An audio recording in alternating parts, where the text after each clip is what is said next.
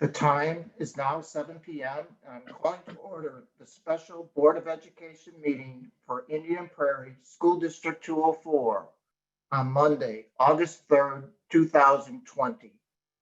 Jeannie, will you please call the roll? Ms. Deming. Present. Ms. Peel. Time is now 7 p.m.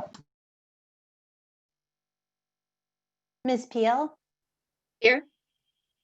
Mr. Karubis. Here. Mr. Razak. Here. Ms. Donahue. Here. Mr. Rising. Here. And Ms. Grover. Here. And we are all here and we do have a quorum. Ms. Donahue, will you please lead us in the Pledge of Allegiance? I pledge allegiance to the flag of the United States of America and to the republic for which it stands, one nation, under God, indivisible, with liberty and justice for all. Thank you, Mrs. Donahue. As a point of order, the next regular Board of Education meeting will be Monday, August 10th. That's next week. Also, as you know, boards of education are bound by strict provisions of the Open Meeting Act.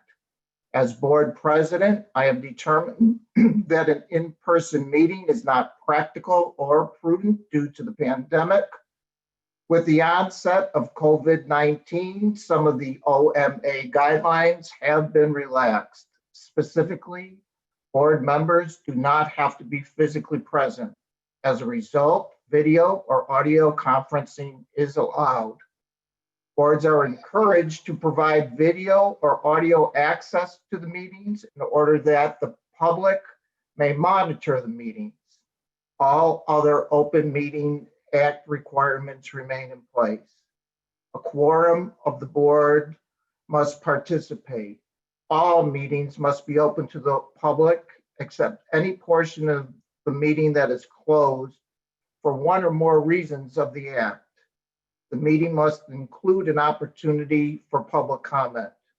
Requirements relating to meeting notices, agendas, and minutes still remain applicable. Please know that our board will continue to meet these requirements in this difficult time. We are now moving to public comment, and it's time for public comment for our agenda items since we only have one agenda item. Again, board policy dictates that 30 minutes is allowed for public comment, and each person is limited to 3 minutes. When addressing the board, we ask that you respect the confidentiality and safety of our students and school district personnel. We also ask that those addressing the board be cognizant that this is an open meeting and is available to all age groups. And as such, ask that you consider who the audience members are and keep comments age appropriate. Public comment represents the voice and the opinion of the speaker. There will be no feedback from board members during the meeting, but follow-up will be provided by an administrator as appropriate. We have a long list of public speakers. We will try to get as many as we can. If you happen not to be able to speak to us, as you know, you always can reach us at board-members@ipsd.org. Again, that's board-members@ipsd.org. We are ready to begin public comment. We're taking them in the order as they signed up. Our first speaker will be Karen Z.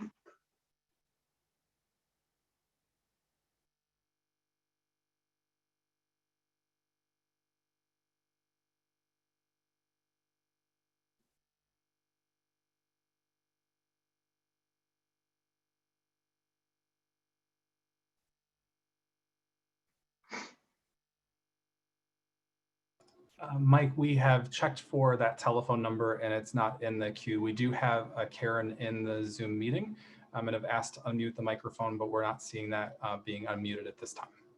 Thank you. We will move to the next speaker. I'll add some time also. And when Karen comes back, we'll get to her. Our next speaker is Shannon A. Good evening. My name is Shannon Adcock, and my husband John and I have 3 children in the district. Our family appreciates all the efforts of 204 to, as your website states, inspire all students to achieve their greatest potential. We've watched our children grow in ways that could never happen if it was left up to just me in our dining room / makeshift classroom, as was the case this past spring. We are all familiar with the perspectives of teachers, staff, and parents. My concern is that in an already uncertain and divisive time, our narratives are only widening the void that stands between our children and success.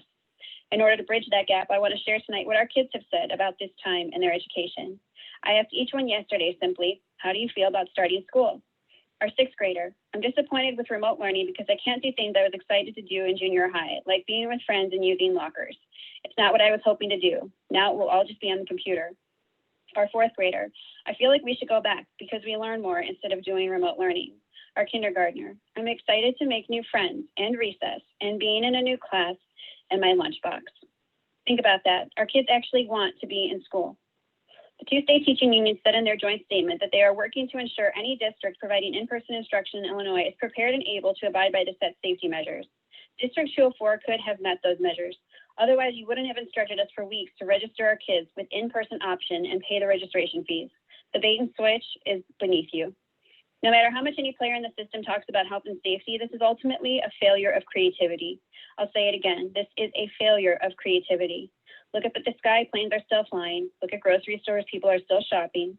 Recreation facilities are open and people are doing activities. Yet, come August, September, October, and given your record, likely longer, our schools will be collecting dust. Of the 9 months of the 2020 school calendar, 5 of them will have our children doing remote learning. As the new school year begins, please consider these 3 expectations. Number 1, please have an effective technical support plan for district Chromebooks. Waiting until September 3rd, give or take, for students to open up these great tools will undoubtedly result in a mess. The earlier the directives on updates, etc., the better. 2, during remote learning in the spring, there were teacher planning days during the week. It was scattered and disruptive to an already bombastic learning schedule. Therefore, I suggest the fall remote learning plan include the following days for teacher planning: Saturday and Sunday. 3, every teacher should be in the classroom, live streaming a full school day, and every student should know a teacher is there for them, instructing, supporting, and inspiring. In closing, if 10 years from now, after we all hopefully have coronavirus antibodies coursing through our veins, we are to look up the IPSD 204 Wikipedia page, there will undoubtedly be a COVID-19 pandemic section outlining decisions being made now. What will it say? More importantly, will our kids be able to say that after it all, they are indeed examples of students who were inspired to reach their greatest potential? Thank you, and God bless. Thank you, Shannon. Our next speaker, we're going to go back to Karen Z. Good evening. I come here today as a representative of the leadership of the Parent Diversity Advisory Council. Our organization strives to improve equity in our Indian Prairie 204 district. To that end, we have held 2 open Zoom listening forums over the past several weeks, which have given our parents in the community an opportunity to share their questions and concerns with regard to this fall's return to school plan. We thank Superintendent Talley, as well as our board and administrators, for participating in these forums. Over 600 families participated in these events. Our administrators heard from parents desperate to find the right solution to challenging problems specific to their kids' needs. We are grateful to 204 leadership that allowed and joined us in hearing from parents over the past few weeks. We acknowledge that many districts have not given these opportunities for parent input, and we know that working together with 204, we can come to a better outcome for our families and community. In talking to parents around the district, we hear many similar concerns. How will my child access the courses they need to graduate and to be competitive at their prospective chosen colleges? We hear of working families concerned for the childcare for their young children. We hear from parents who wish there were a way to connect their kids with other children and to experience all the traditional ways we connect kids as part of our usual academic experience. We hear from teachers concerned for their health and safety who are striving to offer meaningful and impactful learning experiences for their students. And perhaps most impactfully, we hear from parents of special needs children who face enormous pressures in trying to balance the learning and care needs for their kids. When school is the place where you receive occupational, physical, and speech therapy, as well as specialized educational resources, it is very hard to imagine how remote learning will duplicate the typical services provided in our district. Parents whose children have IEPs or 504 plans are particularly concerned. As PDAC, we worry about our vulnerable communities, including those impacted by economic disparities, homelessness, and socioeconomic challenges and mental health concerns. What will remote learning look for these families? There are no easy answers here. We respect how challenging these decisions are. As the board and administration continue to finalize the remote learning plan, we hope that you'll pay special attention to the impacts the plan has on these most vulnerable segments of our 204 community. Every child should have access to the coursework they need to be successful academically and emotionally. Every parent should know who to call to reach the resources and assistance needed for their child. Every staff and administrator should feel safe in their workspace. Our district should strive to use an equitable lens in crafting this endeavor. Thank you. Thank you, Karen. Our next speaker is Tim M. Thank you to the school board for giving us the opportunity to address you. I'd like to just quote a few items from the CDC's website that only 6.6% of any COVID cases today are impacting students under the age of 18. 0.1% mortality rate is in this same group. We ask that this board take a look very closely at the health standards being put out by the CDC to allow our children to return back to school. We currently have 2 children at Neuqua Valley High School, and we have graduated 2 other children. I sit here in our dining room with my wife, coming to you and asking you to look very closely at how to return our children to the classroom. You released a plan, and then 24 to 48 hours later, you revised that plan to remove all in-classroom learning. As a layperson, I can only assume one thing, that this is now a labor dispute between this board and the teachers union. I've had an opportunity to review the current teachers contract, and I can find no clause that allow teachers to refuse to return to school. There is a no strike clause, but there are other mechanisms for teachers to opt out. They can take leave of absences. They can find other opportunities within the school board or within the district. I also call your attention to your own parental survey. In that survey of 10,000 plus parents, nearly 60% of those parents want our children back in the classroom in some form or the other. That is an incredible number that this school board is refusing to look at. You are taking the power away from parents and making for a very difficult and challenging time.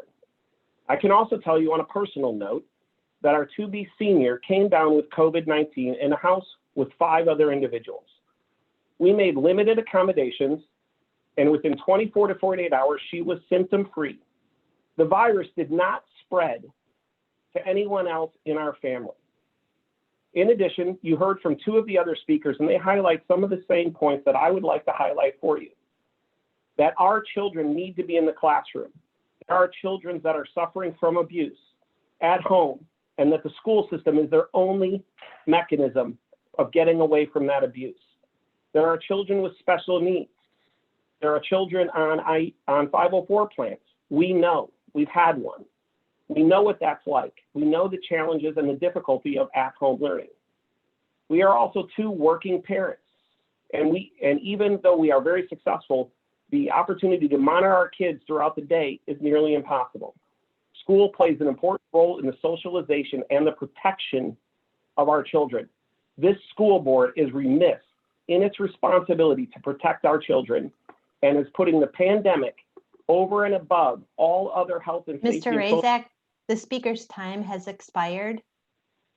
Mr. Munson, I'll give you one more sentence. I would just like to thank the board for the opportunity to be heard. Thank you. Thank you. Our next speaker is Alexander D. Hello, my name is Alex Dunn. I'm a senior attending Neuqua Valley High School. I just want to start off by saying thank you for the opportunity to speak before the school board and Dr. Talley. Although I am speaking for myself, I hope what I say represents many of our high school student bodies. I know as I speak, decisions are already made, but maybe our student voices can help lead the way in the implementation of plans by providing a student perspective. Prior to COVID-19, I was an AP and honors student, a chamber strings and Neuqua Valley Symphonic Orchestra musician, a varsity swimmer, and a varsity water polo player. I often started my day at Neuqua before sunrises and ended after sunset. I was on my way to travel with our orchestra to Europe when COVID changed our plans. I like the opportunities at Neuqua and enjoy taking advantage of all that makes Neuqua so amazing. During COVID, I'm not the same. I'm not pushed, I'm not guided. I need access to materials you can only get in a live classroom. I personally do not excel at online learning, despite my teacher's best efforts and years of online courses. Many of my friends have checked out as well. Other students believe that online learning is unimportant and do not feel the same level of responsibility as in person. Collaborative learning is all but gone. I miss being in school.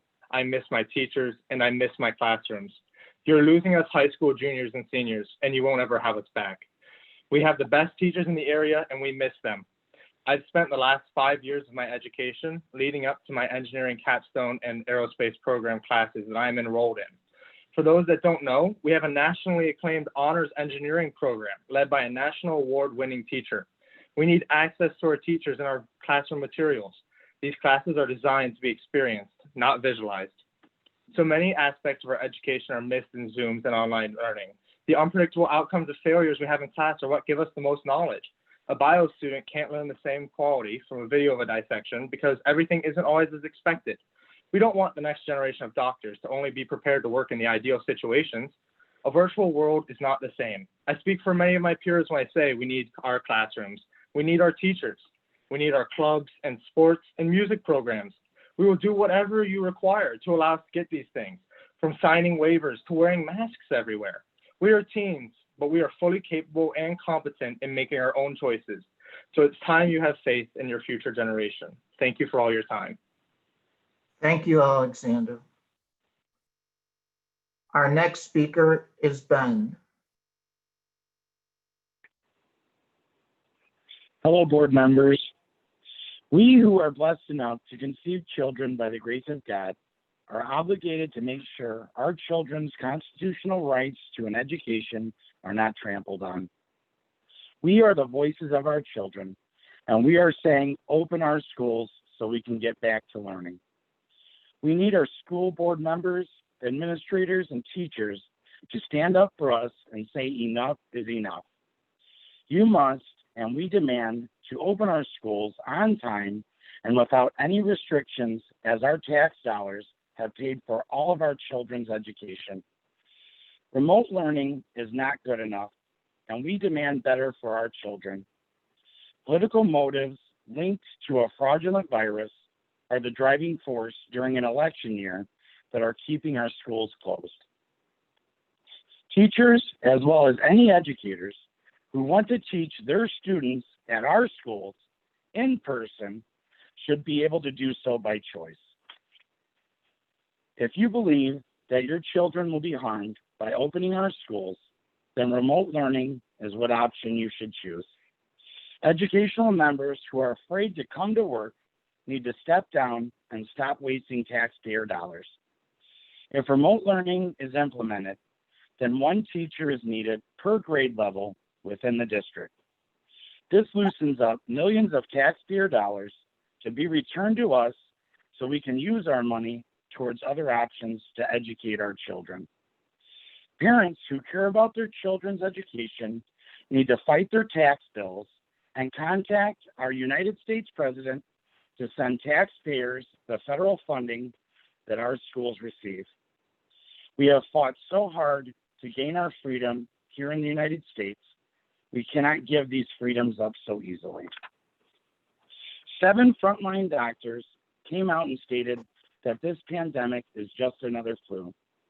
These doctors just get ignored and their statements are erased on social media and online. When all other workers throughout the United States wake up each morning and rush to work, our schools remain empty. Everyone else, with the exception of our school workers, are taking the risk of getting sick every day. If restaurants, stores, and all other public services remain open, then why do our schools remain closed? Schools are the most essential business, and our citizens of Naperville deserve better. As a voice of our children, we say open our schools, and us as taxpayers demand better representation from our taxes. Thank you. Thank you, Ben. Our next speaker is Rich S.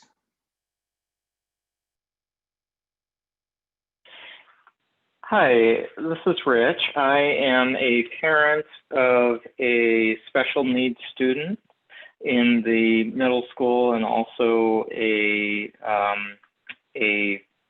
sophomore, going to be a sophomore in high school. My concern is, especially for my younger child, not having seen the new plan, very concerned about how special needs kids will be able to go through this in a remote manner. I can tell you, there are some federal dollars that come in and federal regulations on behavioral management therapy, and I want to make sure that how those appropriately are going to be handled remotely. It's been very difficult in the spring and the summer programs to deal with this and to have these things moving forward. The question I would ask is why the administration, as a board, I would just ask you, especially in this new administration, to please challenge them as to their decision-making process. And I know the other districts around us have done that as well, but please challenge them, use this to really understand so that us as a community understand, and this makes the most sense, understanding how many of the teachers are high risk, especially we're not seeing flight attendants who are up in the air flying, or Walmart workers. They're not all coming down with COVID. So if this is about the children, I want to, we need to understand that. If bars can open, how come, we can't have students in class? Thinking about the German school studies, which showed over 2,000 kids where there wasn't much child transmission, how that was factored in. I know there's other studies that may conflict that, but how did they become comfortable, especially when the CDC and even Dr. Fauci this weekend said, unless you're in a high-risk area, it should be in person.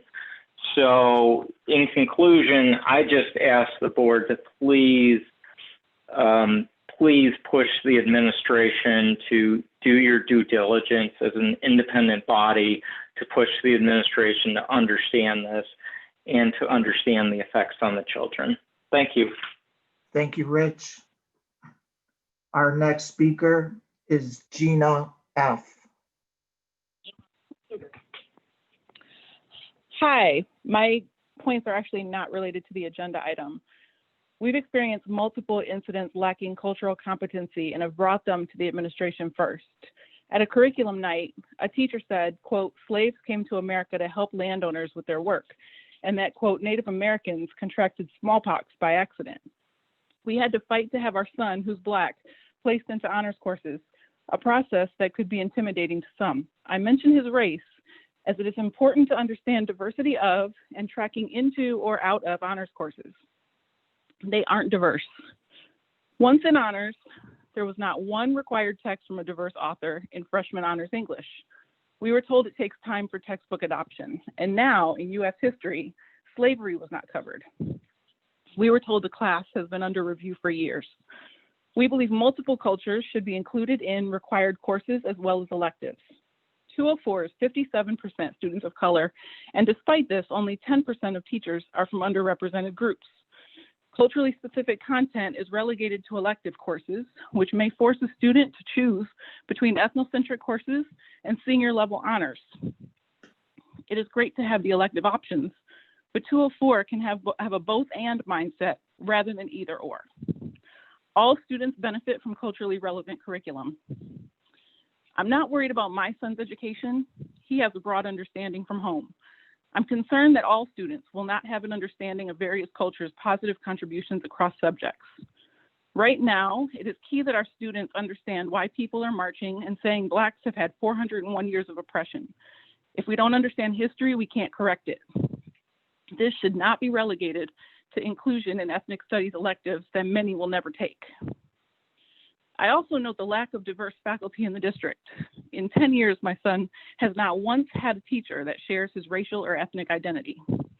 As a senior leader of a college of education that graduates a diverse cohort of licensed teachers and administrators, I know qualified candidates are on the market. What is the district doing to recruit them? It is key to understand that underrepresented students are not represented in the required curriculum. Students don't have teachers in the district that look like them. I've even had an administrator say that they had to remind themselves that all of the kids are their students, not simply the ones that look like them. A diversity and equity administrator without support to enact change is meaningless. Same for PDAC and the parent advocacy groups. This is not something that needs years to review and discuss. Now is the moment for change and for 204 to be a leader. It's not easy. Many people teach what they've learned, and our system has been deficient in this area throughout history, but with some thought and effort, we can get it done. I call as a parent and professional with a doctorate in ed leadership and policy, and my husband is a diversity consultant and professor of curriculum and instruction in Black studies. We have one son who's a rising junior. Thank you. Thank you. Our next speaker is Jack C.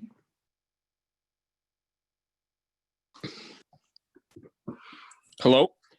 Hello. My name is Jack Considine. I am a senior at Neuqua Valley High School, and I'd like to make my claim that students should be allowed to have the option for hybrid learning. Now, for those of you listening, you may have, for the most of you, had some sort of formal education growing up, and you've had many experiences and activities that were a privilege to you. Now those for us students are being stripped away. You know, that is a tragedy. We do have to focus on what's most important, and that is our education.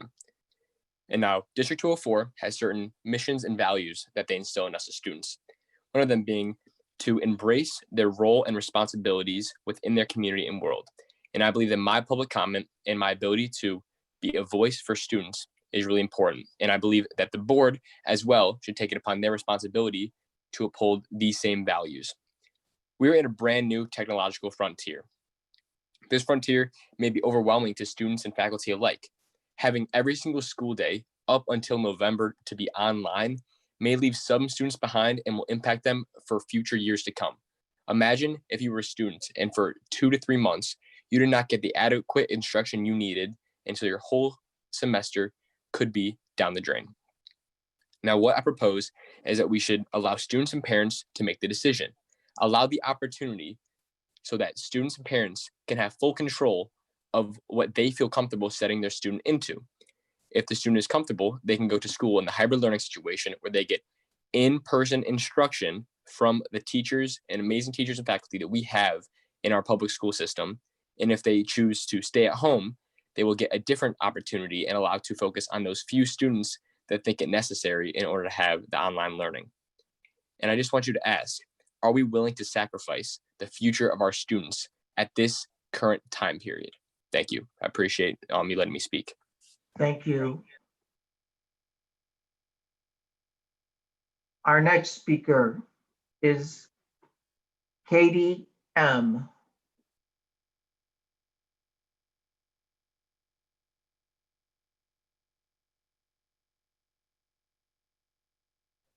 Hi, I'm sorry, can you hear me?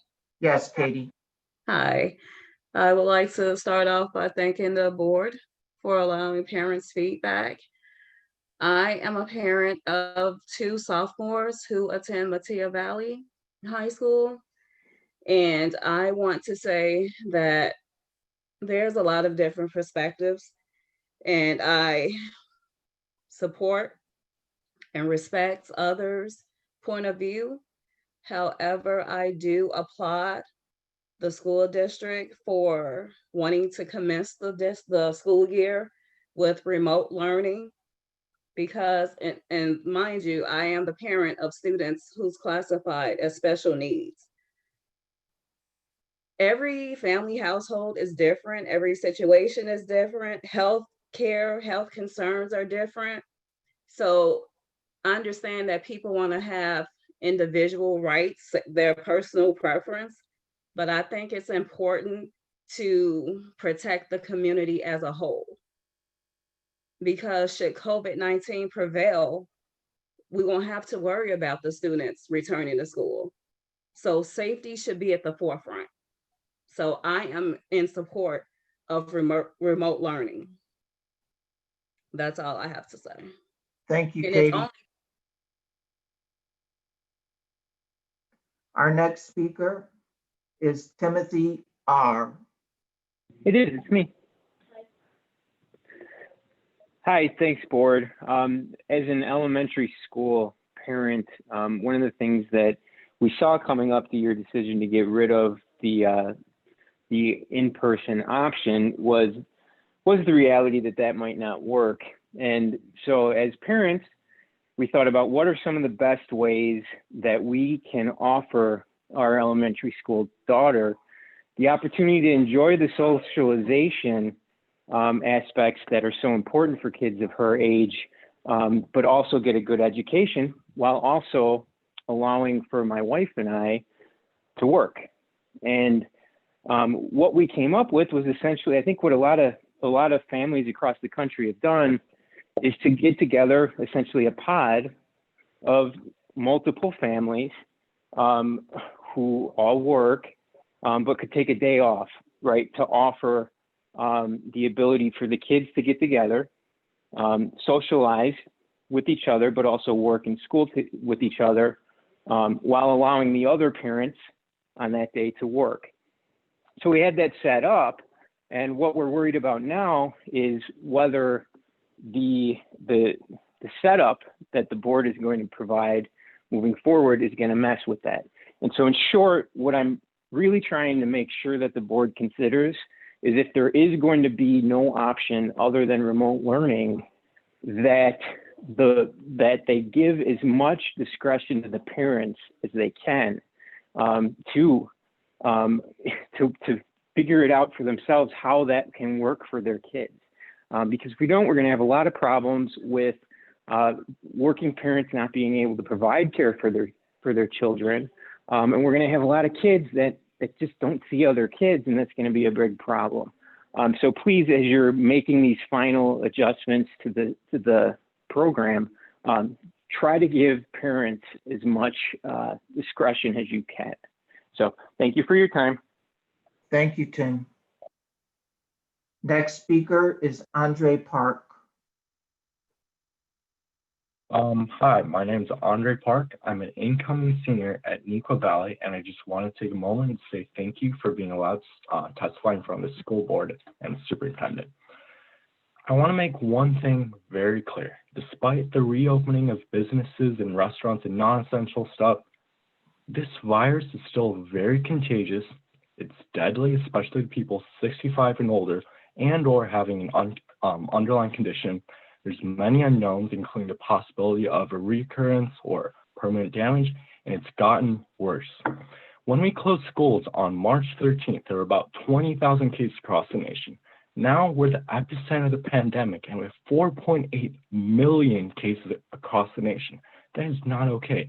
With this current ABC/online reopening plan, students are being forced to risk their safety just to take classes that they want because they know that they won't have the classes they want online. What's happening is unconsented contact. So I could be doing everything right, staying 10 feet away from everyone, wearing my mask, but that one moment I go into the bathroom and there could be guys vaping, having their masks off, they could spread the coronavirus. And I could go home, get it, be sick, spread to my mom who has an underlying condition, and she could die.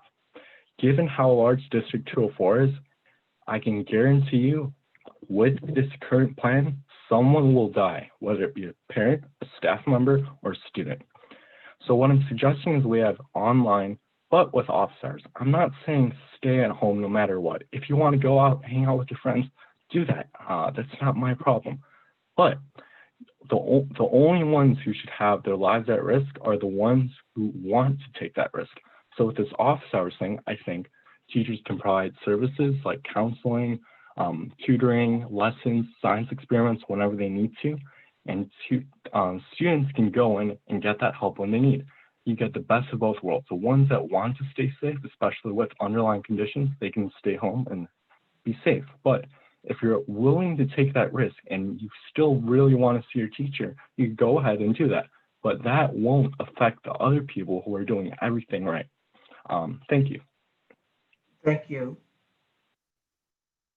Our next speaker is Brian P.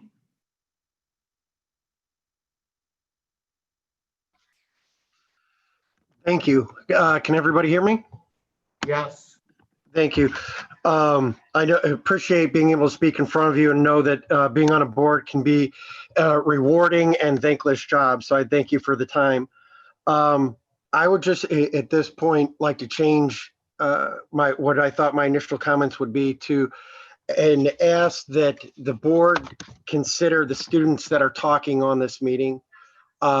It is very clear they're not the only ones. I have an incoming freshman to Matia. I have a graduate from Matia. I am a product of Wabanzi, class of 96, and ask that you keep the decision for the students with the students and the families. You offered a hybrid model and a 100% e-learning model.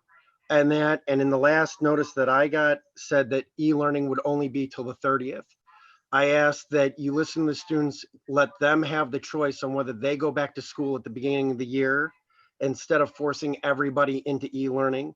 Like the student right before me in that, some students want to stay home and not take the risk. There are many students that want to take the risk and go and interact with their teachers and interact with other students and that in the classroom.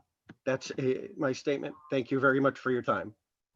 Thank you so much. We have two more speakers and we can get everyone in. So I will do that.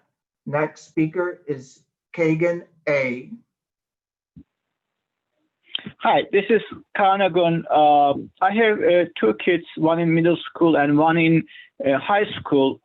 I would like to emphasize about that this is a very serious health issue and people are dying. How can we simplify that this is a regular flu?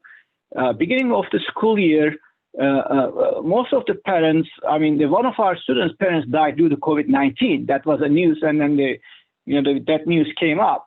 The majority of the health workers are telling how serious it is every day. Even the president's health advisor, Mr. Fauci, is saying that this is a serious issue. What if your child gets COVID, then your family gets in, then what if a bad consequences happen? What are you going to say? Well, my son socialized in school but passed away happily. This is not a joke, but it happens, and it happened to so many people. This is why I want our students and school staff to be safe and continue remote education till medicine and or vaccine available. My last word is, this become an issue because our district suggested two platforms. If you have a same teacher have both online and in-class teaching, technology is greatly available, then it is easy to switch back and forth. Maybe half of your students online, half of us continue in class, so you can support both of them. And the last word is that if those teachers, those parents want to get into the in class, get a consent form that those parents who want in class option to sign the consent form that the school district is not liable because this is a serious issue, and if their child infected others, then they will be responsible for the damages. And if they are okay, then let's go for it. That's all my words. Thank you. Thank you so much. And finally, our last speaker for tonight is Manny. Hello. I realize this format is mostly for statements right now, but instead we have a couple questions. First, I'd like to just say thank you to the board and the administrators and the teachers. I understand this is a very stressful time and there's strong opinions on both sides. And you guys are doing a lot of work to try to figure this out. So thank you. But from a practical standpoint, we're not really sure some of the steps we're supposed to be taking right now. We were told by today, August 3rd, that we needed to go into parent view and, make our choice about remote learning or hybrid. I've tried to get answers. I've called, I've emailed. I can't get answers. Do you guys still need that answer? For assuming we do still do remote learning until October 30th, is that going to be an option afterwards? And if you still need that answer, it doesn't look like we can even make that choice in parent view anymore. So we're just kind of confused about the technicalities of what we're supposed to be doing as parents at this point.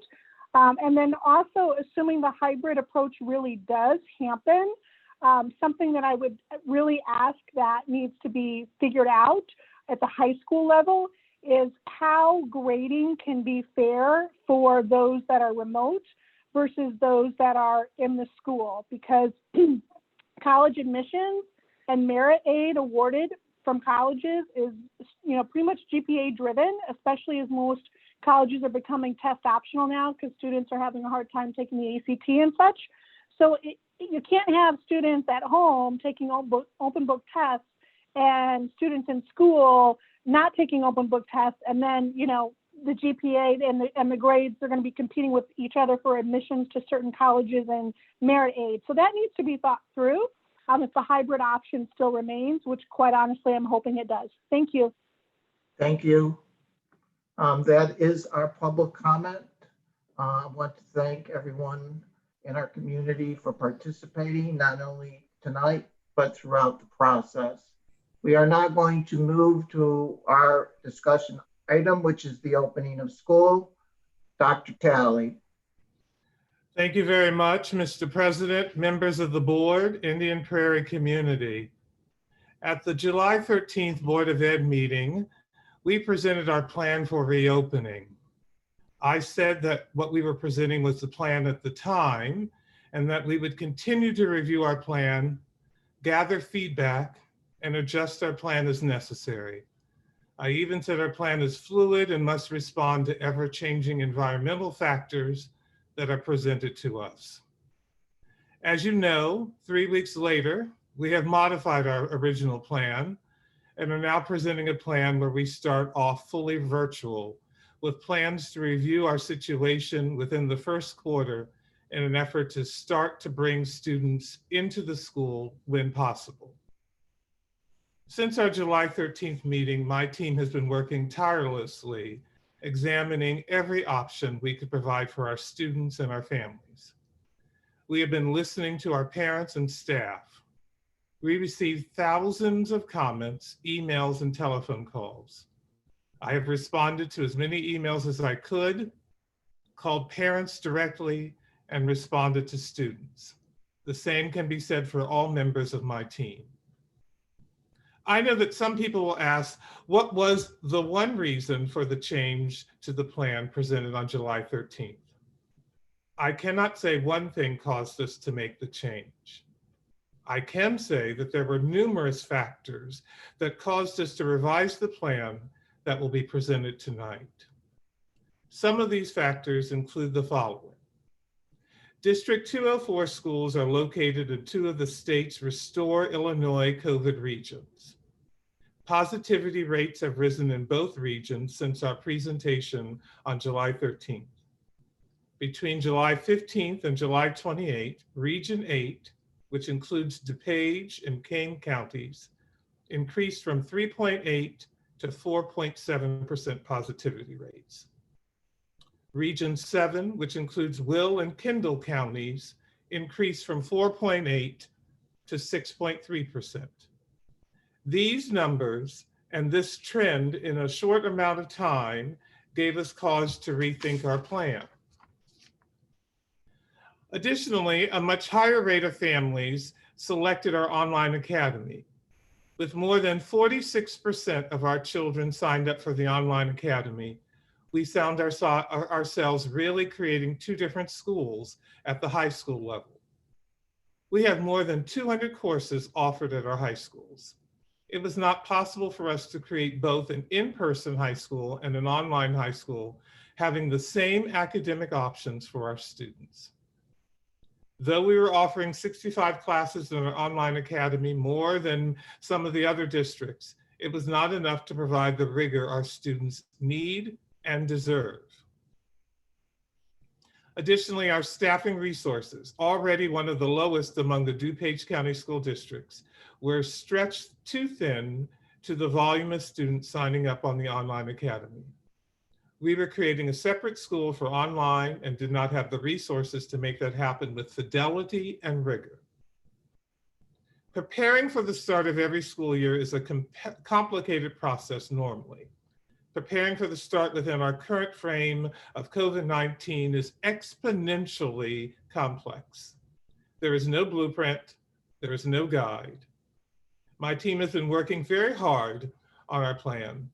We have worked with other school systems, gathered research from various organizations, and worked to create a plan that we can execute with fidelity and reliability. I know for some, they are happy with our plans, and for others, they are not. I recognize that we cannot, nor will not, be able to please everyone. It is not possible. What I can say, though, is that we will strive to prove this plan will support our students and their academic needs. And now I'm going to turn it over to Mr. Akarius, our deputy, who will lead us through the plan tonight.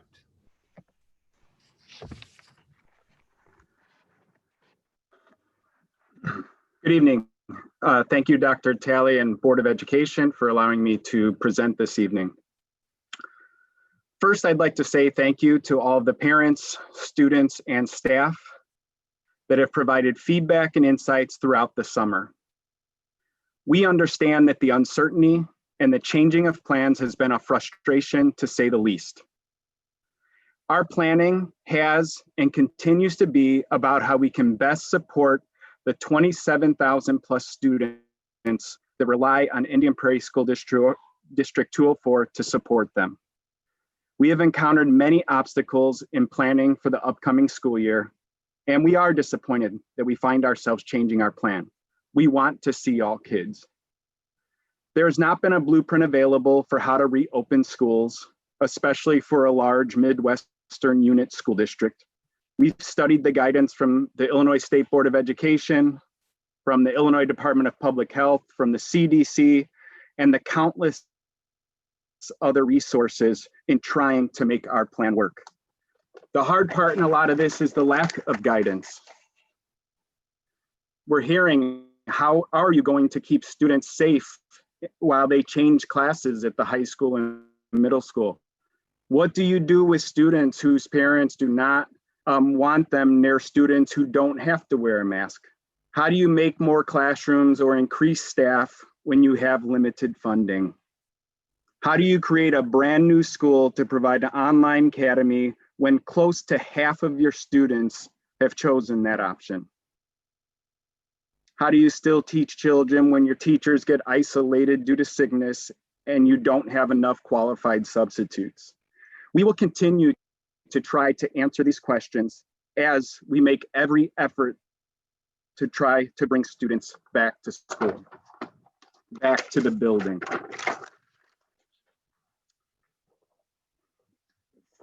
First part of this presentation, which is the next slide, we'd like to talk about a little bit of the timeline of events. What you'll see here in red are the information we see from the state. Most of you are familiar that March 13th, the state ordered closures of the buildings. At that time, they referred to them as basically schools being closed. And then on March 27th, they ordered remote learning for all students. We are thankful in Indian Prairie that right away we started switching to our e-learning plan, since we had already had one approved by the state. On June 15th, we presented our decision-making framework. At that point in time, we still had not received any guidance from the state of Illinois on how to reopen schools. On June 23rd, we did finally receive reopening school guidance. It did, and most of you who have read it, seen it, included a lot of if possibles, and actually that guidance has changed quite a bit since we received it. On July 13th, with information after our survey and with the guidance that we received less than 3 weeks before, we presented 2 options. And then on the 22nd, we opened registration with both of those options. On the 23rd, the state issued fall learning recommendations. That was just recently. It was a 103-page document to guide us about expectations for student learning when we open in the fall. And then on July 29th, IHSA also released its guidance for athletics. Tonight, we're presenting our revised reopening plan. On August 11th, we will still be bringing in our new teachers for New Teacher Institute. We'll still be holding it at that time. We want to give our teachers as much time as possible to prepare for the upcoming school year. And August 17th was our planned opening Institute Day, and the 20th was our planned first day of student attendance. We have requested and are proposing that we do push those dates back to give us as much time as possible to plan for the upcoming year. Next slide, please.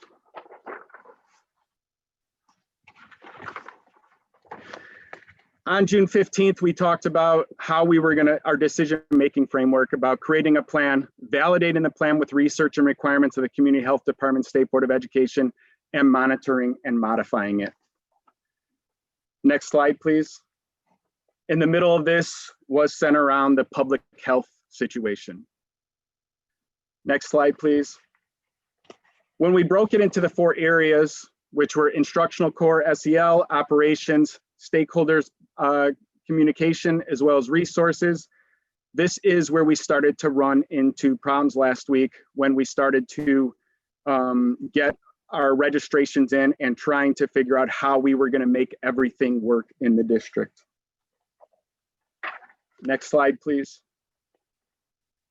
Our return to school goal was and still is to support a comprehensive educational program for the 2020-21 school year within the current guidelines provided by local, state, and federal health and safety officials. Next slide, please. On July 13th, we presented our return to school plan, which was an ABC schedule where all students' desks must be 6 feet apart to ensure social distancing and reduce the risk of more students being isolated at home if a student tested positive. This reduced the number of students in a classroom by more than half. This meant that we could have the teacher instruct around 12 students daily in an average size classroom. We also presented the online academy option, an option for families that did not feel it was suitable to send their child for in-person learning. The district stated that the full course catalog would not be able to be offered in that environment. We based these on stakeholder feedback. Next slide, please. We had over 10,000 parent responses and close to 3,000 staff responses about their choices. The one that stands out to us was the survey on the interest in online learning. At that time, 24% of parents had indicated that as their choice, and 22% of staff. As of the end of last week, we had 45% of our students wanting to enroll in the online academy. That was way higher than what we expected. It is way higher than we've heard from any of our surrounding districts about how many people were interested in their online academy. Next slide, please. The high registration numbers have created 2 districts within one and has divided our resources in a way that it is unattainable to provide the level of relationships and rigor that is associated with Indian Prairie 204. We are not able to staff for this situation. We offered 65 courses when we typically would have 200 courses at a high school. And at that time, we thought we were offering enough. We knew we were offering more than other districts were at the time. We heard very quickly and loudly from our families choosing online academy that we did not have enough course offerings. We explored other opportunities. They all came with a cost. And then we quickly realized that the only way we might possibly be able to provide some of these courses, many of these courses that we were not offering, was by turning to vendors, which meant that they wouldn't have our students and they wouldn't be our courses. That created many challenges for us as we tried to look at course selection, the staffing. We've also turned to look at how do we provide materials when we're close to split in the district in offering those two different scenarios. It's overburdened our systems as we try to make schedules work for two completely different situations. That's not just at the high school. That's also when you try to figure it out at middle school as well as elementary school. We also started to significantly worry about substitute usage and how would we prepare our substitutes for the situations. People keep telling us, prepare not if it happens, for when it happens, to have people isolated and quarantined. And as we tried to think about what's this going to look like for students if they have to go 14 days with a guest teacher, because our teacher was either isolated because they came in contact or if they actually were sick. And we started to think about that if it happened to multiple teachers and how could we support that system. We also tried to look at what that looked like for students at that time, having a different instructor in there, or what if they were home for 14 days while the rest of their class stayed in school, and what would their education look like when the teacher was teaching students each and every day? What could we designate to those students? And then we saw the great impact that it had on our finances as we were trying to figure out how could we make all of this work. Next slide, please. In addition to that, as Dr. Talley just mentioned, when we look at the Illinois Department of Public Health, in the beginning, there were only 4 regions in the state. And there was much concern around the northern region, which incorporated Cook County, that a lot of people felt like that information was skewed because of what was going on in Chicago. Currently, when we looked at the information from last week, they had switched it to 11 regions and they grouped certain counties together.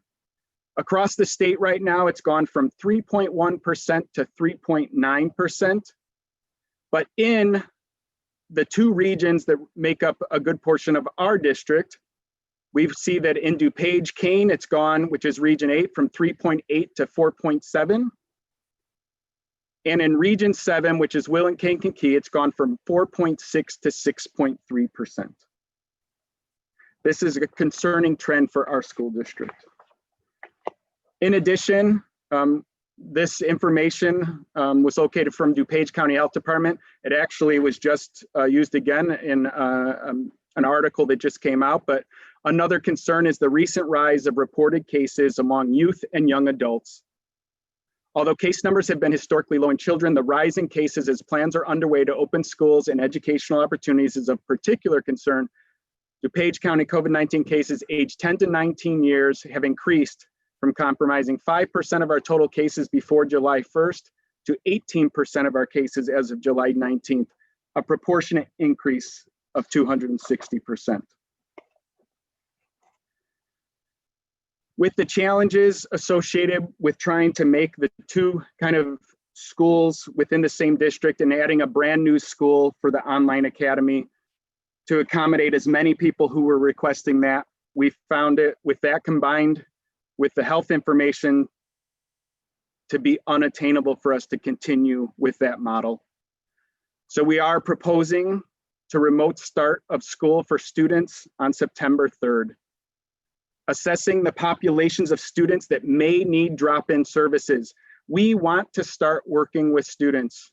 We think we're going to have to start working with them in as controlled environment as possible. But we know we have students that need screenings and evaluations. We know we have courses like driver's ed where we have to get students behind the wheel. There's many situations where we have to provide those opportunities, and we are going to work hard to start bringing students in. This week, in a safe manner, we started to screen some of our students for ELL services. One-on-one, we have face shields offered for staff, we have face masks required, we have symptom screening, we have plexiglass on the table in between the teacher and the student to try to provide a safe environment for this, because we do want to keep all students safe and staff safe, but we know that we also have a mission to follow through on. We're going to continuously review our state and public health guidance and adjust as needed by the end of the quarter. Next slide, please.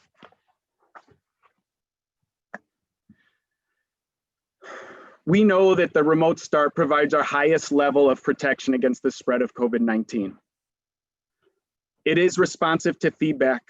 We've had over 2,000 emails, phone calls, parent forum participants.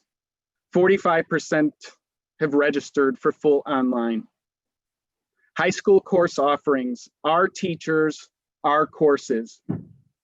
But that goes the same for elementary and middle school, where we know that those students who wanted to choose remote learning, but were concerned that they weren't going to have their teacher, or they weren't going to have a teacher from their school, or they weren't going to have a teacher from our district.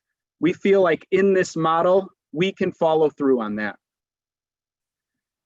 It will, once again, help us with our staffing resources. We can take this time to focus on teacher preparation. Even in our hybrid model, we were in wait and see mode. Is something going to happen?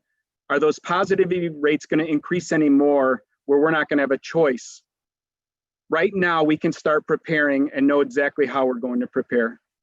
It also gives us the opportunity to bring in small groups of students in a much more controlled environment. The big question that has come out is people, rightfully so, are concerned about what they saw for remote learning in the spring. So we quickly want to talk about the difference between what happened, which I'll refer to as our remote emergency closing in the spring of 2020, to what you can expect for return to school in fall. Our goals at that time were to keep students connected to school. People were scared, people were confused, and we were very concerned about social emotional well-being of our students and how we can stay connected, as well as for our staff. And we focused on reviewing material covered before the closure and engage students in some new learning across content areas. Our goal is to provide robust, cohesive, high-quality instruction across content areas, maintaining routines and relationships, and to provide a cohesive, aligned instruction mirroring in-person learning as closely as possible in a virtual setting. Attendance grading and feedback was a concern. The state encouraged attendance. Students' final grade could not be lower than it was on the last day of in-person learning. Participation was encouraged, and we monitored incomplete work at that time. Under return to school, attendance will be submitted daily by students or parents. Tasks and assignments will be required. Students will be assessed on their progress and will be given feedback on their performance. And participation is expected and required. Next slide, please. Schedule and content. We know that things were inconsistent. We had teachers doing some amazing things, but we know for parents it was inconsistent. Inconsistent whole class synchronous learning, limited individual and small group synchronous instruction, inconsistent check-ins for students and families to give feedback and ask questions. It was a quick shift for all school systems. Return to school in fall of 2020, it will be a blend of synchronous and asynchronous. Synchronous instruction will be interactive and include whole group, small group, and individual. Daily average of at least 2.5 hours of synchronous instruction. That was part of the recently released fall recommendations from Illinois State Board of Education. All content areas taught, including direct instruction on digital citizenship and use of tech tools. Consistent check-ins and increased opportunities with protocols for feedback and individual support. With technology, not all of our students had access to devices. That is something that we have corrected, and we will have devices for all K through 12 students. Next slide, please.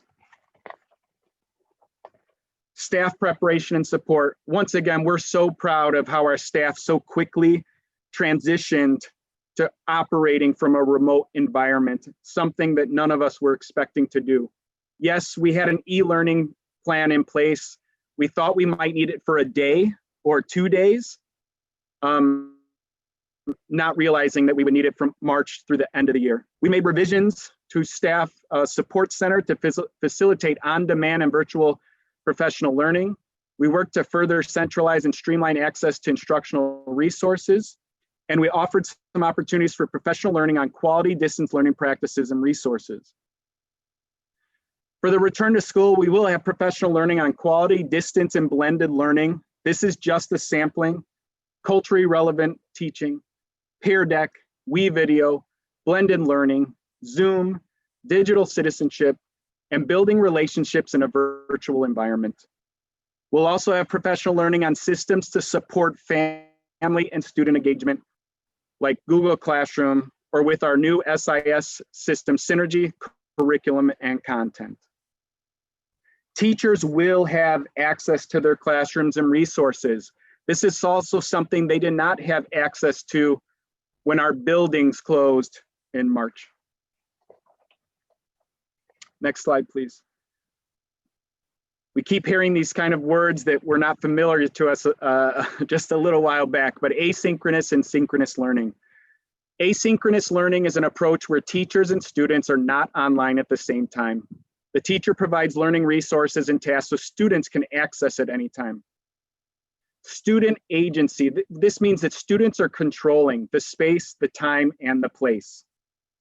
We heard from many students who thrived in that environment because students could get up when they needed to for at certain times and could control some of their ways of learning.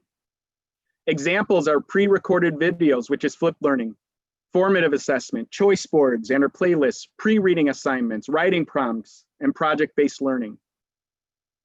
Synchronous learning is an approach where teachers and students are online at the same time. The teacher provides learning at a set time. It can happen as small or large group settings, might be live mini lessons, small group work, immediate feedback from the teacher, social emotional learning check-ins, and class discussions. These are just some ways that you'll be able to see what it looks like with asynchronous and synchronous learning. The emotional well-being of our students and staff, as well as our families and community, is critical during this time. For students with curriculum, we'll have a consistent implementation of SEL curriculum at every level. There'll be opportunities to practice SEL skills with explicit instruction and feedback, and we'll be embedding SEL into our daily curriculum when possible. Community connections will have teacher to student connections, student to student connections, support staff to students, and administrators to students. And additional resources we'll have will be 204 mental health professionals, as well as scheduled check-ins and supports.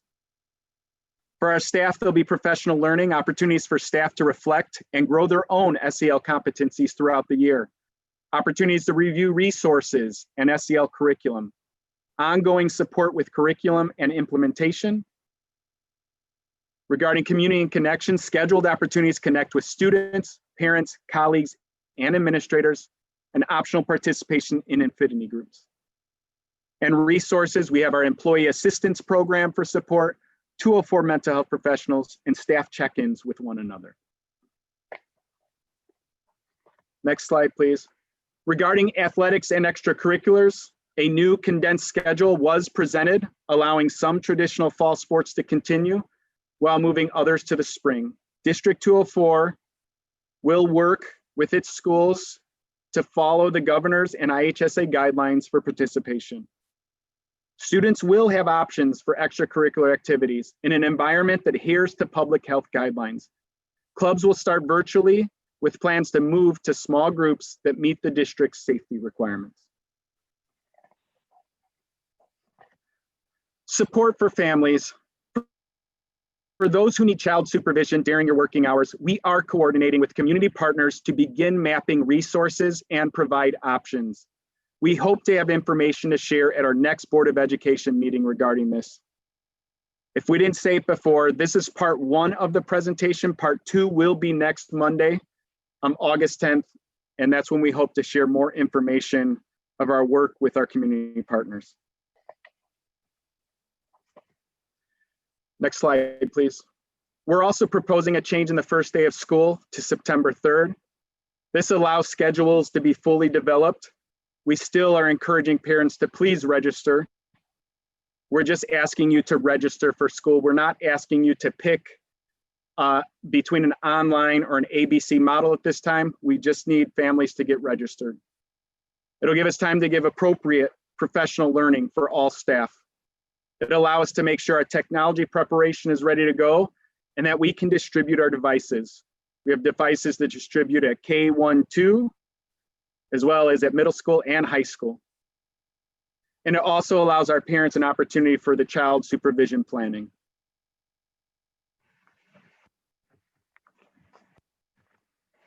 Slide, please. Yes.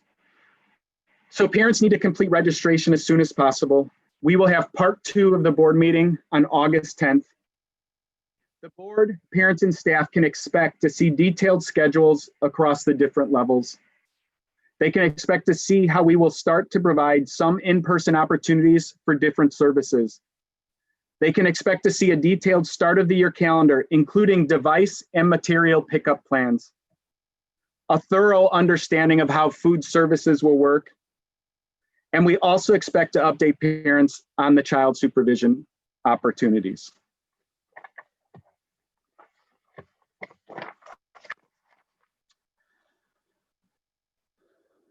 With that, before I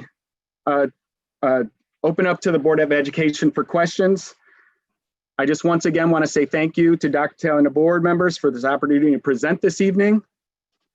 I also want to say that prior to this pandemic, the education profession, especially teachers and substitutes, was already facing a severe shortage for all different types of reasons. On March 13th, when we received the notification to close our buildings, parents, staff, and students were scared, saddened, and confused. We made the decision in March to focus on kids over content to ensure we were meeting the social and emotional needs of students first. Our staff rose to the challenge and have shown time and again their dedication to and care for our kids. I optimistically thought it was going to encourage more people to go into the field of education, and I hope that it does. Over the last month, the communications have started to turn very negative towards educators. Any comments disparaging our staff or questioning their commitment to our kids is undeserving. We have always prided ourselves on the relationship we have with our teachers and our unions. And at no point have I felt pressured or received an ultimatum to change our stance on how we will return our kids or our students to school in the fall. Every educator I've talked to wants to be face-to-face with kids. It is why they entered the profession. Yes, we did receive numerous questions from staff asking how we would keep them safe and how we would keep students and their families safe, which is completely appropriate. We recognize the need for more academic rigor, as well as continued focus on social and emotional learning as we begin the new academic year. We are confident that our staff will not only meet our students' needs this fall, but again, exceed any standard of educational delivery for this state. Thank you, and with that, I'll do my best to answer questions. Thank you, Mr. Akarius. I'm sure each one of the board members has a comment and or a question. So I will begin with Ms. Peel. Okay, Mike, so you know, I barely heard you there. Thank you, Dr. Akarius and Dr. Talley. The presentation was really great. Doug, you explained it very well. I have 3 areas I was curious about before the presentation, and you touched on several of them. And I just want to kind of comment on the social emotional piece. I know that has been brought up time and again, and sometimes I had this feeling that people were, the expectation for the social emotional was beyond what we even normally do for in schools as a practice. Normally for social emotional support, we are looking at the kids who need it, the ones who are struggling. And a lot of times our kids are struggling because of the academic rigor that we are putting the pressure on. So that is normally the way we have looked at the social emotional support in schools. I believe this plan will still do that. And And I was very pleased that we are going to be focusing on those vulnerable students. And that's where we're going to start with having them come into the schools. I'm correct, Doug? Yes. Okay. The other thing I noticed, we had a question about this, what does student agency mean? And when it was explained, it seemed like that's a little bit of what we talk about as student-directed learning, which is something we're advocating for, because when students self-direct their learning, they learn better and they learn more. Isn't that correct, Doug? Yes, usually when they're in control of their learning, they tend to respond. It's just like in any situations, when you feel like you have some ownership of it, you seem to progress through it with more intent. Okay. We do have to balance that though. These are students, and that's why we feel like we need to balance both of those things. Right. But I do feel like we're moving all in the right directions. The affinity supports, I understand that to mean that there are going to be groups of common interest, they said, and so if you could explain that a little bit more, because to me, that's another opportunity for that socialization the parents are really concerned about. Well, the affinity groups are a little bit more under our staff side of things. And that's where, we look at maybe staff members who share, certain interests, and then we target how we can support those groups of staff members. Obviously, we do find that with students, we see groups of students that need our support in certain environments and as well. And there are certain groups of students that form and work with a teacher, throughout a year for supports that way as well. But when we talk about affinity groups, it was much more targeted at our, staff level of teachers getting together to talk about how they're impacted by certain, things that are maybe specific to them and how they're trying to work through and address things. I see. Okay, thank you for that clarification. Then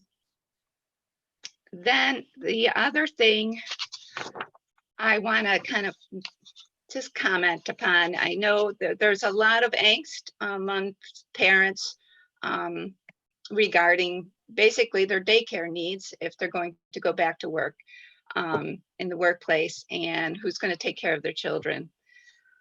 One comment I have, and I read that somewhere else, and I definitely agree, that the daycare issue seems to fall on our schools just because we happen to be teaching during those hours. But I don't believe it should necessarily always fall on the schools. I think that is a societal problem in this country that we haven't really addressed it correctly. But on the other hand, just as our schools do address a lot of societal issues such as homelessness, transportation, do they need food and clothing? Do we help them with their mental health crises? Yes, we are serving all these needs, but I think it is a discussion for our communities to have if we really want our education system to always be the one that solves these problems. But I am, just impressed again that our school system is still there trying to solve those problems. We're trying to make sure that we can help parents address the need for daycare and the need for support while they go to work. I know I asked at some point this week, Dr. Talley, if the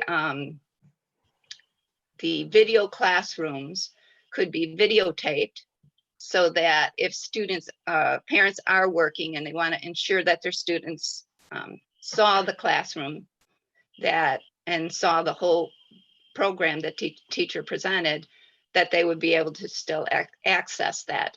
And he was pretty sure that that would occur. Is that correct? So we are able, it is possible to do videotaping. There are some things that we have to do first to make sure that children in the classroom, their faces aren't used, or we have permission from parents, but that is a possibility. Legally, we are allowed to do that, and then delete the video after a certain period of time. But there are ways that it can be done. Okay. As again, I heard a question even during our comments tonight to provide some flexibility with that, and I think that would be an ideal way to help our families out. The last thing I wanted to say, Doug, you already touched on it. I would say for the most part, folks have been very, very respectful with their questions, but I have seen enough of negative tone towards teachers. And like you said, Doug, we already are looking at a teacher shortage. We already are seeing the morale for teachers go down. They are working long hours. They work way beyond the hours that they are in school. And they are professionals. So when we talk about making sure they're doing their job, and those kind of things, you know, it's like asking a doctor. Of course, a doctor will get reported if he doesn't do the job. So there are some natural ways to make sure people are doing their job. But for the most part, we need to be trusting and respecting our teachers and staff. This is a pandemic we're in. And as we work out those devil in the details plan and try to make this more of a in-school opportunity for our students, we have to be patient and we have to be working with our teachers collaboratively. I really respect that our district has chosen to allow the teachers to make that decision themselves, whether they're going to be in the classroom presenting or using their own home as the place to do their presentation and their work with the students.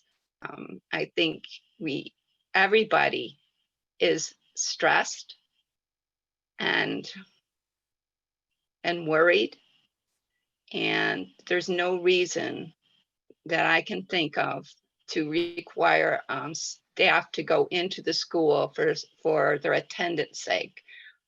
In order to do this work, especially online, there is probably way more preparation than there is for a teacher who goes into the classroom. You have to have everything worked out. So I just wanted to say that too, that we really need to remember as a community to respect our teachers and collaborate and be positive, just as we expect our children to do that at home and at school. But I don't really have a question there. So thank you, Doug. Thanks, Kathy. Thank you, Kathy. Susan?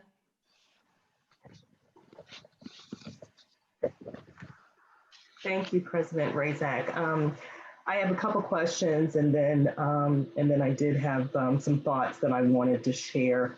But the questions first. Doug, thank you so much for your presentation. Thank you, and Dr. Talley and the administration. As we talked about, just kind of following up a little bit on what Kathy talked about, I did have some questions for our students that with 504s and IEPs. And as we come to next week with the presentation, I hope and I would just request, and I'm certain this is going to happen, that we will have a little more detail regarding those particular areas and those students and how those services will be provided. So I just wanted to ask, and I'm certain that's going to happen, but I wanted to ask that. You don't have to provide me those specifics right now, but I would ask that does happen next week. Yeah, we do expect to provide that in the next presentation, more specifics regarding different groups of our students and how we're going to meet their needs and how we're going to support them and their families. Okay, Perfect. There are a couple of areas that, our district is so blessed, and we have education obviously is so valued in this district, and not only by the phenomenal teaching staff that we have, but the families, but we see outside resources brought to this district, and so many businesses helping to provide families options. One of the things that I would ask for those families who don't necessarily have the ability to turn to some of those outside educational resources, because this is so challenging for everybody. I mean, as Kathy alluded to, we're all stressed, and families are struggling to determine how do they ensure that their students stay up to par and excel. So I would just ask that for those families that don't have those outside resources available, that creativity that we can employ to determine how do we ensure those students are able to thrive outside of just what we're doing synchronously or asynchronously, but bringing resources to those families that may not be able to turn to outside resources during this time. Does that make sense? Actually, it does, and I appreciate the question. When Doug mentioned that we're looking at how we can do daycare for families who need to work, when we think about daycare, often we just think about someone watching over the children but not really helping them. We really are trying to look at ways that we can have someone who's there supporting the children as they're doing remote learning throughout the day. It's interesting. We were talking with a middle school principal this morning, and he mentioned that he wants to create sort of a help desk within his school to support the children in his building while they're doing remote learning. So we are looking at those avenues. We're trying to be creative in our thinking and looking at what exactly can we provide to support our families, and most importantly, support the children to ensure their academic success. Thank you. And just some other things that I know you'll share next week, but things just ensuring that families that depend upon some of those resources that we provide during the day, such as meals and that type of thing, we'll include those types of arenas next week, I'm certain, as well. Yes. Okay. So I did just kind of want to, I did have a statement that I just wanted to share, but I just wanted to say thank you, Dr. Talley, Dr. Karras, administration, for working through this challenging time in our district. I'd also like to thank our students, staff, and parents for their commitment in providing feedback to the board, Dr. Talley, and the cabinet. All of us are extremely committed to providing all of our students with the most rigorous education that we have become so proud of providing in our district. And we all want our students in our schools as soon as safely possible. I recognize it's been very frustrating for our families within the district as we've needed to pivot regarding decisions made. But as in large part has already been alluded to, that's been in response to the changes in the state, the federal, as well as county guidelines. And just as we get ready later on to indicate how we feel about moving to remote learning at this time, I certainly did research, and I looked at a number of various associations and various statements. And I guess the two that I primarily looked at were the CDC and American Academy of Pediatrics, in addition to those that were provided at the state and federal levels. And I guess, as I thought about my determination, two things were really important to me as I thought about my decision. One, the information that Doug already shared this evening, looking at the positivity rates increasing within our areas, that was of extreme concern. And I know a number of families have pointed out some things that came from the American Academy of Pediatrics. And one of the things that I thought was really important is to really be sure looking at things that were most recently indicated. And while the American Academy of Pediatrics was very, very supportive of students returning to school, they also said that it's got to be done as safely as possible, and that really ensuring that we're looking at the local guidelines and local school districts and local health arenas have to guide those particular decisions. So one size does not fit all. So even, at the medical level, they certainly, at the highest levels medically, they certainly are encouraging students to be back in school, but they are recognizing and saying that it's got to be done safely, and that one size does not fit all. Everything is not right for everyone, and that locally we have to follow what the science says in that particular area. And so that was the statement that I wanted to say. Thank you again, Dr. Talley, Dr. Akarius. Thank you, President Razak. Thank you, Ms. Dunning. Ms. Donahue.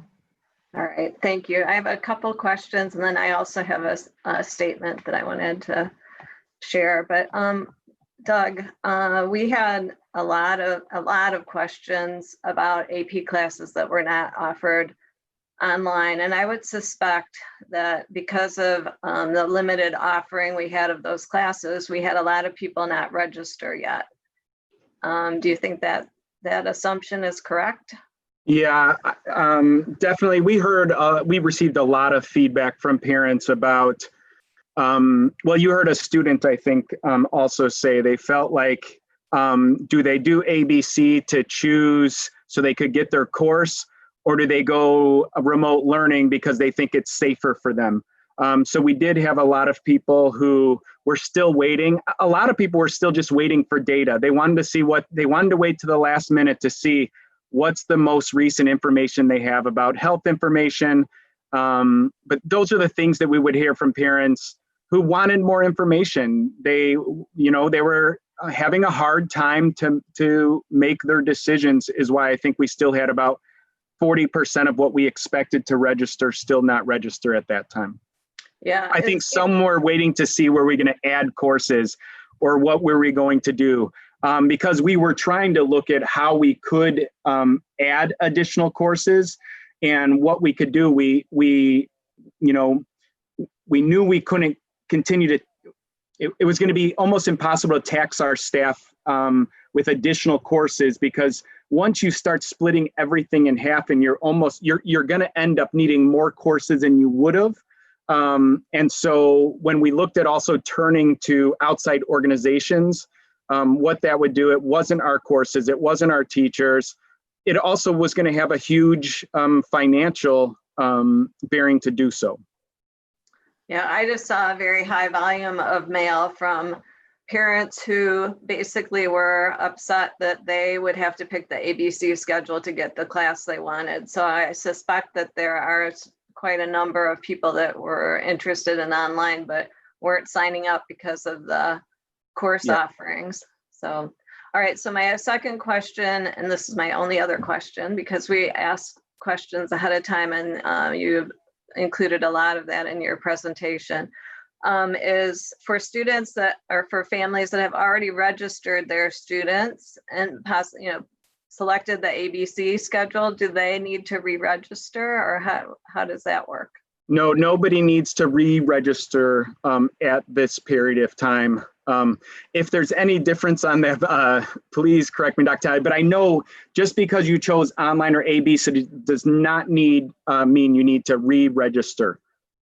Correct. And we just want to remind people, you do need to register, but if you've already done it, you selected one or the other, you don't have to go back to re-register.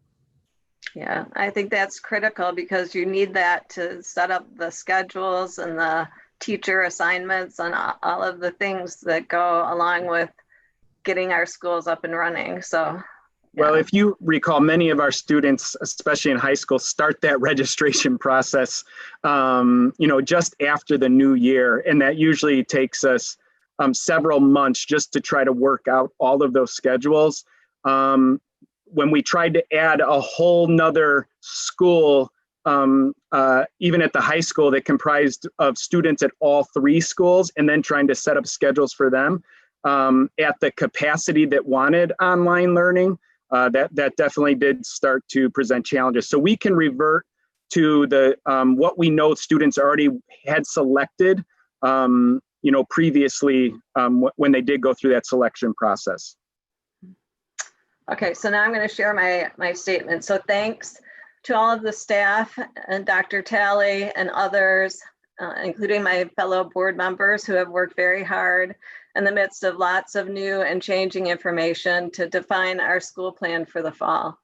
I have great respect for your talent, creativity, and passion for putting together the best possible plan for our students, staff, and community.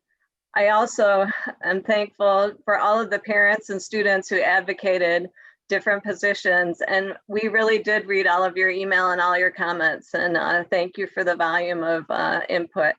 Everyone wishes the students could come back in a normal school environment.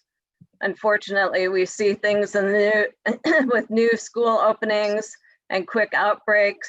We just saw one in Indiana and Mississippi, or school sports teams with high infection rates like in Lake Zurich recently.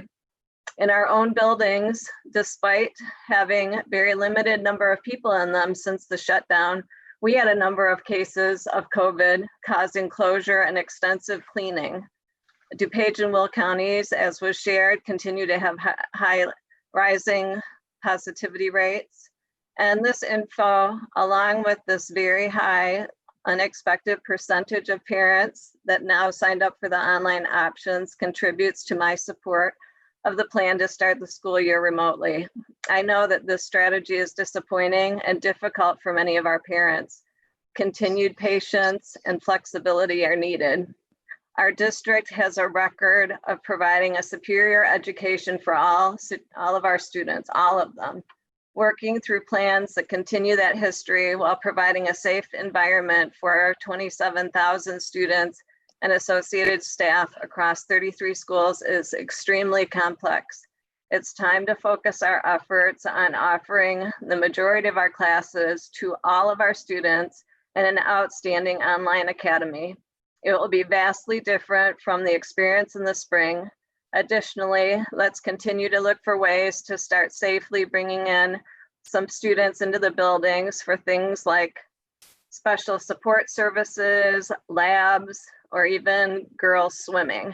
I have confidence that if any district can make a plan work to provide a safe, excellent educational experience in the current environment, we are the district to do it. So thank you very much. Thank you, Ms. Donahue. Ms. Grover?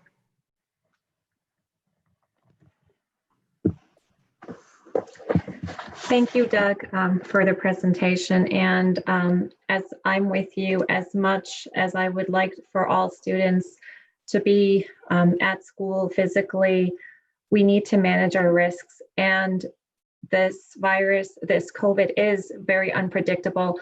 I calculated the numbers that you had mentioned in one of your slides. I think it was slide 12, when you had said 5% of the cases prior to July 1st, and then it went to 18%.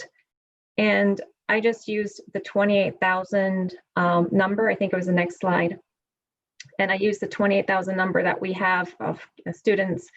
5% about that is 40 cases, and 18% is 160 cases. So that's a huge jump if you look at it that way. The one thing I was concerned about, like a lot of parents, is the socialization aspect. But like you mentioned, there are going to be clubs, there's going to be extracurricular activities. So there will be opportunities, and then there'll be small groups. There will be opportunities for students to engage with other students. And I think parents have to remember that what we think of school pre-COVID socialization would have been different if they returned to school currently. The students would be 6 feet apart. They would be eating separately. It wouldn't be how it was pre-COVID. The one thing I wanted to ask you, you had mentioned registration as soon as possible. I know parents like to have a deadline sometimes, so if you can give us a date when you need the registration by, if it's August, this Friday, so it helps you for your presentation on Monday. If we could have a date perhaps. Yes. Go ahead. Go ahead, Doug. Well, under our normal procedures, we have a high percentage usually by this time of the year of our families registered. Obviously, the sooner we get that in, the sooner we can work on all of our class schedules. Obviously, it would be ideal if we got it by August 10th, but even in a typical year, we usually get some trickling in after that.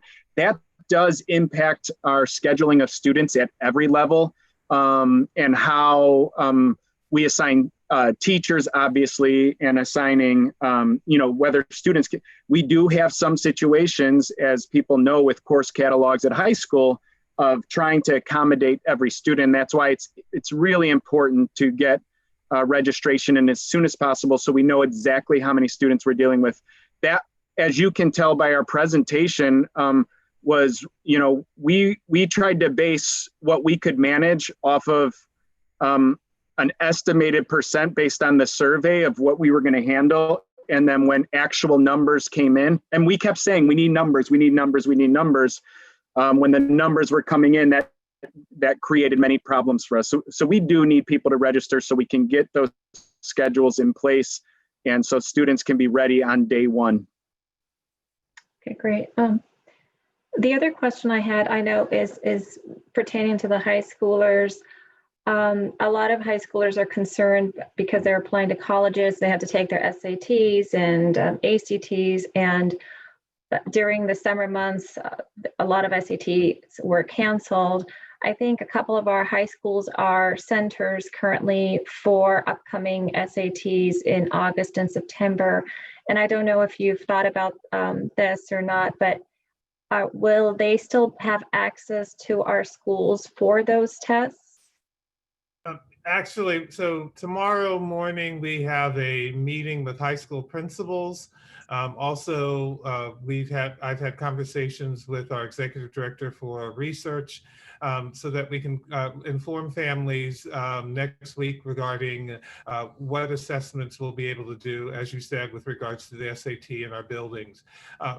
With any type of assessment like that, one of the things we always have to worry about will be who will proctor it.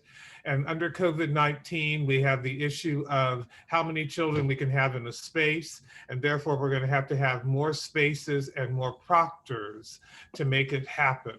But we fully understand the need for this to support our children. And so, as I mentioned, we'll be having that conversation tomorrow with our high school principals, and then coming up with the plans to let people know how that will play out for this school year. Well, my last thing is I just want to say thank you to Dr. Talley and Dr. Carius and the admin staff for putting the presentation together. And again, thinking of a lot of the concerns and questions that parents had in your presentation. Thank you. Thank you, Natasha. Mr. Rising. Okay, got a couple questions too, and then something I want to say as well. Hey, Doug, did you say, so how many are we like at half registration right now? Like how many, I missed that. Did you say that we're at? Yeah, we're closer to 60% of total registrations in at this point in time. Okay. Kind of shifting gears. I know I had asked the question, and I know it got asked from a few of our parents that Dr. Talley had responded to, but will the teachers be allowed to access the building? Because I'm just thinking of, teachers having distractions at home that might just want to go to their classroom where there's not going to be many people in the schools. I'm thinking of science teachers who want to utilize the equipment, music teachers, art teachers. Will they have access to the schools whenever they need it?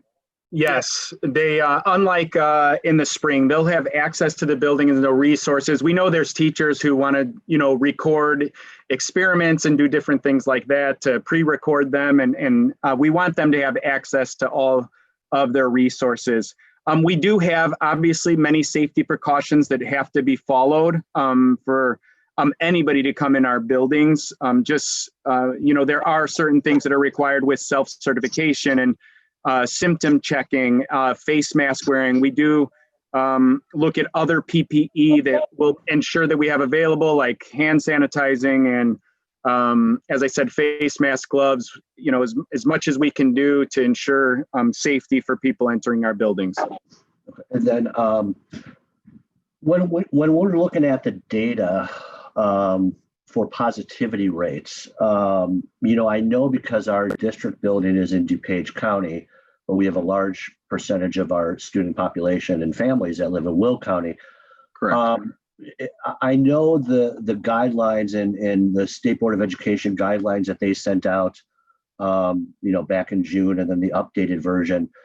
I know they said look at local data and local numbers, or are they saying look at regional numbers? Because I was thinking more of we should be looking at Naperville information or DuPage Aurora information, where our kids are. Because I think that was the guideline that was put out by the state, wasn't it? Or was it to look at the region now?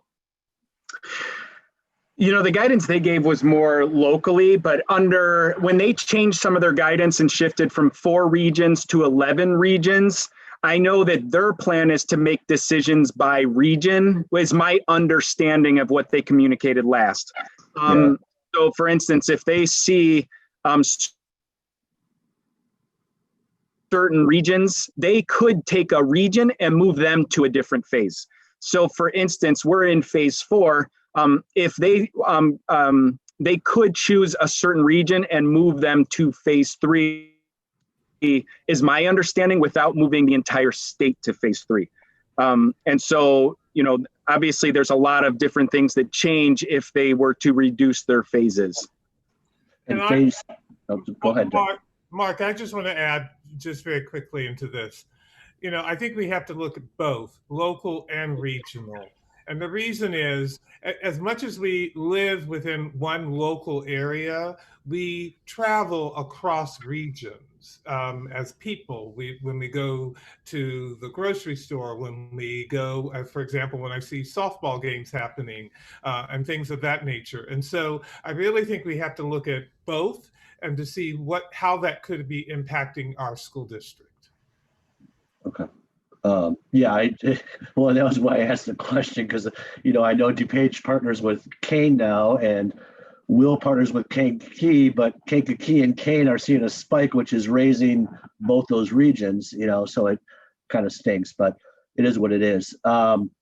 So, I, like everybody else, want to thank, first of all, Dr. Talley, district administration, cabinet, everybody that served on that, return to school plan team, and our teachers association, our classified association, and I think it needs to be said that actually, and let me add in there too, the parents that have had to have these difficult conversations at home with their students. But I want to clarify something, because administration and the return to school teams have been working on this way before school got out. And then we got the guidance from the State Board of Education, Illinois Department of Health, and the governor's office, and that was just like the end of June, and we had our first plan out July 13th. So, I just want to give kudos to all the people that were involved in that. And planning has been continuous and ongoing. I know because Dr. Talley has called me at 9 o'clock at night sometimes, and he's putting in long hours as well. But, I want to clarify and say right up front that I support the plan. And I think it's the best plan right now for our students, staff, and parents. And I want to make this the best it can be. And I refuse to look backwards. And, you know, I only want to look forward and make the best possible thing. And I've always said, I can never make my decisions on the information that I have of what ifs. So I don't want to assume what might happen down the road. I want to focus on now. You know, I will, even though I say I support the plan, I was a little disappointed because we had a great plan on the 13th that aligned to all the safety precautions by the CDC and IDPH and State Board of Ed and Governor's Office. You know, it was limited, but not including the masks and 6 feet distancing that was going to be mandatory. You know, and at that time with the survey, we had 75% of our parents and 74% of our staff that it was either their first or second option that preferred the hybrid option. You know, and 83% of our staff at that time indicated that they wished to come back. Now, I understand a lot of things have happened since July 13th, and we can all, you know, argue over that and you know, but, you know, three weeks later, I'm okay with what we're doing.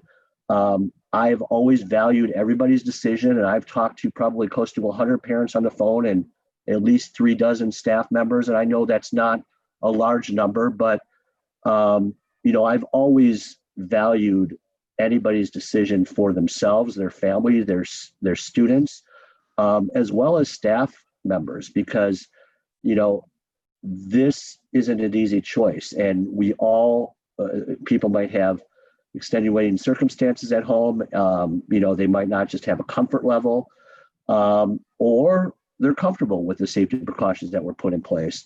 You know, so we are where we are. It's my belief that COVID isn't going away anytime soon. And that's just my personal opinion, but you know, I've had someone that has passed away that was close to me from COVID, and I've gone through the grieving process, and, you know, we all need to have and find our comfort level. But it's my responsibility as a school board member to ensure all our students receive the best education. Will the majority of our students do well online with our amazing teachers and the job that I know they can do? Yeah, I believe our teachers will rise to the occasion. I believe our students will rise to the occasion. However, many of our students won't fare as well. And we can all agree that the best education for our students is in front of our teachers in person. And I think that's something we all want. And, you know, we are where we are. But my biggest fear really isn't our students academically. What it really is the 65% increase in depression that we've seen locally, the 75% increase in anxiety, and these numbers come from Kids Matter crisis line, the increased child abuse and drug and alcohol use and teen suicide that we know is on the rise. I understand that no parent wants to put their children in unnecessary harm, just like no staff member wants to put themselves or their family in harm. However, it's my place not to judge anyone's decision, but validate their decision and what works best for them. Might not work good for somebody else. I look forward to us getting students back in our buildings in front of our teachers as soon as possible and as safely as possible, as recommended by the safety protocols that were put out. You know, I mentioned that somebody else's decision might not be right for you. So it's none of our decisions to judge. But as was mentioned earlier, even by Susan, that a one-size-fits-all does not work. And I feel like with online learning, as much as I know that our staff, our teachers, our assistants, our social workers, our psychologists, I know they will step up to the plate, but this feels like a one-size-fits-all to me. And I'm hoping, you know, our students, parents, and teachers who want to learn and teach from their home should always be afforded that option and have that choice. And I'm hopeful in the future that the students, parents, and teachers, and I know there are a lot of them, in fact, the majority still, that want to be in person as well. So again, I support the plan put in front of us by the administration on returning to school or returning to online. I'm confident our district will do an amazing job, and the majority of, and I think we'll be an example to the rest of the state on how we do online. But I also look forward to finding a path back to in-person instruction as soon as possible, especially starting with our special ed students and our elementary students. And again, this might not be right for everybody, but I like having an option, and I look forward to that. So thank you again to the administration. Thank you, Mr. Rising. Mr. Karubas? Thank you, Mike. I don't have any questions of Doug. I'm just going to monologue a little bit. As a society, we are in a period of radical uncertainty. We don't know when the pandemic will end. In response to that uncertainty, we must engage in risk management. There are risks in all these decisions and in the decisions to not make decisions at this time. We have heard from many in the community in favor of 100% remote, in favor of 100% in person, in favor of providing opinions, advice, and recommendations. We've received many emails, texts. We've reviewed some of the online petitions. There's been social media posts, phone calls, and personal encounters. Just because the schools make a decision one way or the other doesn't mean that the schools didn't listen and the community wasn't heard. I believe we looked at many factors in weighing in these decisions. We have a very involved board, and administration helps support that. But some of the factors were, we looked at our current policies and our district goals. And we looked at the ability to change and the needs to change those policies. I think we all looked at the Centers for Disease Control's guidance. There's also OSHA's guidance, the Occupational Safety and Health Administration's. We've read the American Academy of Pediatrics material, National Academy of Science, Engineering, and Medicine, the American Academy of Child and Adolescent Psychiatry, the American Psychiatric Association. We read the governor's orders, listened to the governor's statements like, districts that don't live up to the public health guidelines and standards and don't make a genuine attempt to protect their communities from this virus could be held liable in the courts by community members who are ill-affected. Any district that intends to disregard this guidance is gambling with the lives of our children, teachers, and families. We've weighed state and local health department recommendations and guidance.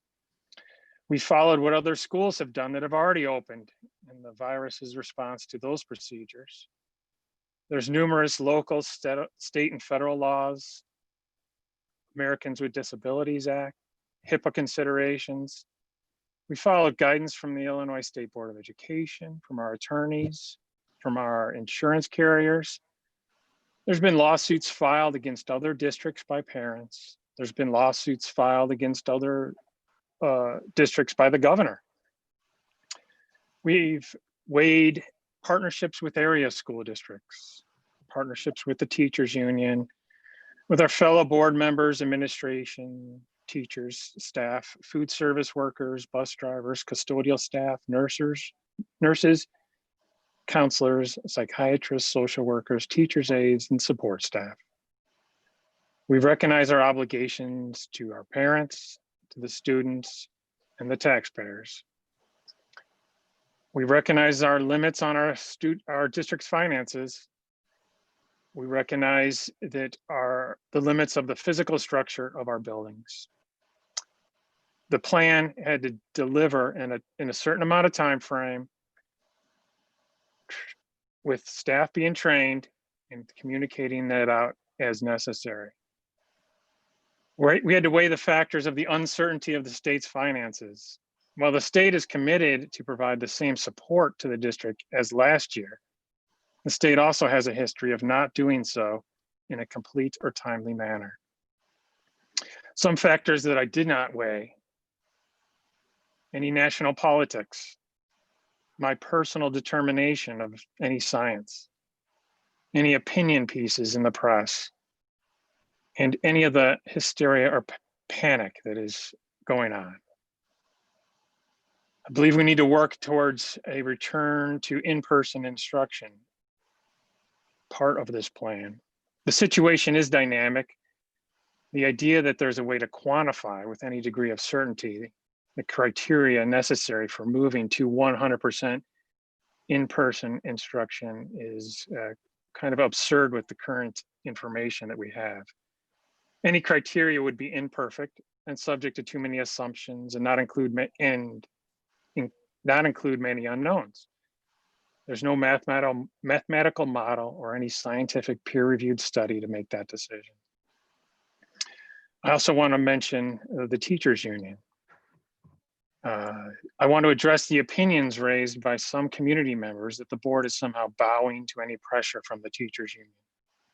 I have felt no pressure. In fact, I've had no contact with the union. The union does not exist separate and apart from our teachers. Union leadership is made up of our teachers from this district.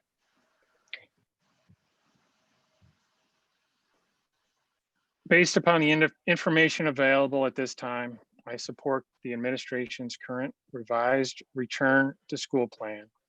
I envision that there'll be more information communicated out and further additions and revisions to this plan. Once again, we're in a period of radical uncertainty and we are adopting to that situation.